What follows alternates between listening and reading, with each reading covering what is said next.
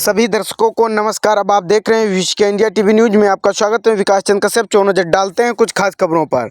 खबर जनपद सीतापुर के, जहां आज़ाद समाज पार्टी के राष्ट्रीय अध्यक्ष चंद्रशेखर आज़ाद पहुंचे जिला कारागार में बंद आजम खां से की मुलाकात। आज़ाद समाज पार्टी के राष्ट्रीय अध्यक्ष चंद्रशेखर आज़ाद पहुंचे सीतापुर जिला कारागार, जहां आजम खां से की मुलाकात। सांसद चंद्रशेखर आज़ाद के साथ यूसुफ मालिक व अनवर हुसैन भी मौजूद थे। आजम खां से एक शिष्टाचार भेंट के लिए जिला कारागार पहुंचे सांसद चंद्रशेखर आज़ाद। वहीं आपको बताते चलें, सुरक्षा व्यवस्था से चलते पुलिस बल तैनात, काफ़ी पुलिस बल भी तैनात। और आज़ाद समाज पार्टी के राष्ट्रीय अध्यक्ष चंद्रशेखर आज़ाद पहुंचे सीतापुर जिला कारागार, आजम खां से की मुलाकात। इसी प्रकार से बने रहिए हमारे विश्व के इंडिया टीवी न्यूज़ में, पल पल की खबरों के साथ बने रहिए। जय हिंद, जय भारत। मजबूत रिश्ता है, वैचारिक, व्यवहारिक, पारिवारिक। क्योंकि मेरे आज भी याद है जब मेरे ऊपर गोली चली तो वो बीमार होते हुए पूरे परिवार सहित आए और कई घंटे मेरे पास रुके, मेरे दुख तकलीफ़ को अपनी दुख तकलीफ मान के, और मेरा साथ दिया उस समय। और समय समय पे अपनी पार्टी में भी अपने नेताओं से भी उन्होंने मेरे लिए लड़ाई लड़ी। तो एक अच्छा साथी होने के नाते मैं अपनी जिम्मेदारी अदा करने और उनके हाल जानने, जो कि बहुत ख़राब है तबीयत के तौर पे भी। और जेल, आप समझ, जेल कोई अच्छी जगह तो नहीं होती। इस समय क्या हालातों के बारे में क्या बताया? वो बीमार हैं, उनकी आंखों में इन्फेक्शन हुए हैं। मैंने उनकी हालात देखी, मुझे बड़ी तकलीफ हुई, भावुकता भी थी मेरे अंदर।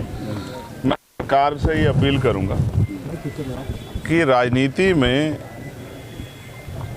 वैचारिक विरोध हो सकता है, लेकिन जिस तरह से पिछले कुछ लंबे समय से ये देखा गया है कि अपने राजनीतिक विरोधियों को सरकारी मशीनरी का दुरुपयोग करके सत्ता ने हटाने काम किया, ये अच्छा नहीं। इससे ये पीढ़ी दर पीढ़ी चलता रहेगा, इसका खामियाजा फिर दूसरे लोगों को भुगतना पड़ेगा।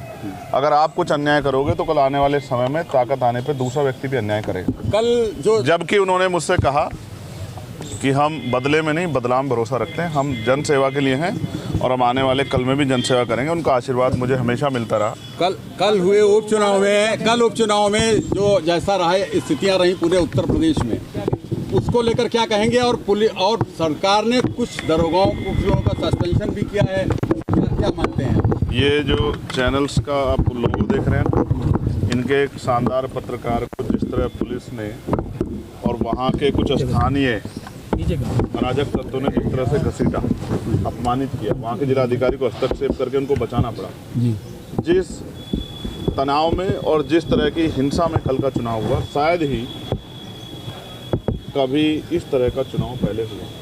क्या आप 2017 किसी अधिकारी से बात करो, किसी कर्मचारी से बात करो, किसी मीडिया के बंधु से बात करो, सब लोग कह रहे हैं कि हमने अपने जीवन में इस तरह का हालात कभी नहीं देखे।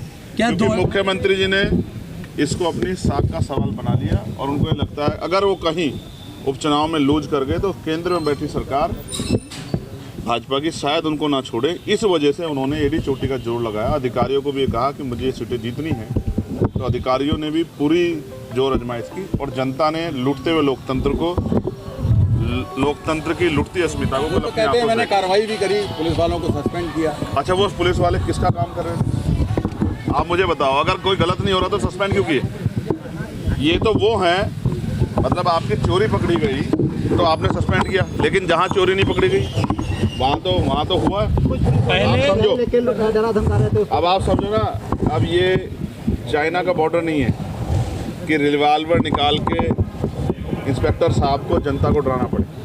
सर, पहले हरदोई जेल में अब्दुल्ला से मुलाकात, अब आजम खां से मुलाकात, फिर आप उनके घर भी गए। तो मान लिया जाए 2027 में कहीं ना कहीं चंद्रशेखर कोई नई सियासत गढ़ रहे हैं अंदर ही अंदर। आपको ऐसा लग रहा है? मेरा फर्ज है कि अगर कोई परेशान है, तकलीफ में है और मेरा साथ है, तो एक सच्चे साथी का फर्ज ये होता है कि वो दुख के समय उनके साथ खड़ा हो। नहीं, आजम जी बड़े नेता तो सुख में तो हर कोई खड़ा होता। कुछ भविष्य की राजनीति को लेकर अब एक सवाल यहाँ से पीछे से आया था, ये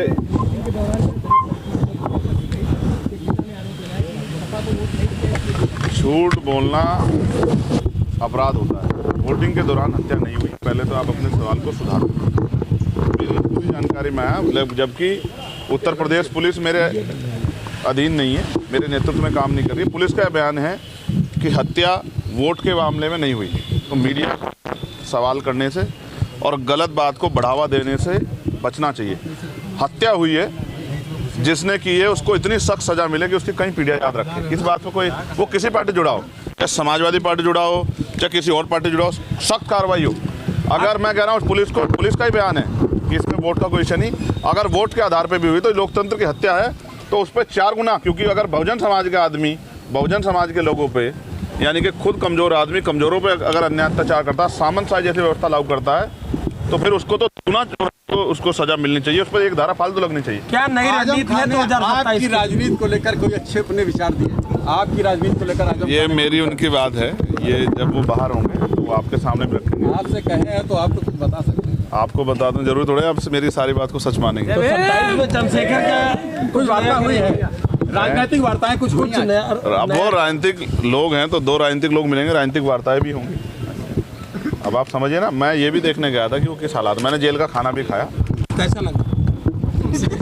कैसा लगा खाना? आजकल की सरकार पत्रकारों को सच्ची पत्रकारिता करने पे जेल का खाना जल्दी खिला दे रही है। अगर किसी का मन हो जेल का खाना खाने का तो सच्ची पत्रकारिता कर ले तो शायद जल्दी मिल जाए। आज कैसा लगा? नहीं, आज खाना कैसा? मुझे तो आदत है, मैंने 16 महीने जेल काटी अपने लोगों के लिए। मैंने तिहाड़ भी 2 बार काटी है। मुझे इस खाने पर, मैं जहाँ से आया हूँ ज़मीन से, मैं अपनी हैसियत को जानता हूँ। मैं इसी खाने को खा कर, और आज भी मेरे करोड़ों लोग जो हैं वो इसी खाने खा के अपना जीवन पाल रहे हैं। मेरे लिए कोई नया नहीं। सर, एक आखिरी सवाल, क्या आज मैं एक चीज़ आज आपके यहाँ से कहना चाहता हूँ। बहुत सुंदर जगह है सीतापुर, रामपुर वाले सीतापुर में जी, और यहाँ हमारे यहाँ एक लंबी लड़ाई जो है राम जी को लेके भी चल रही है। अभी वो अंजाम को पहुँच रही है।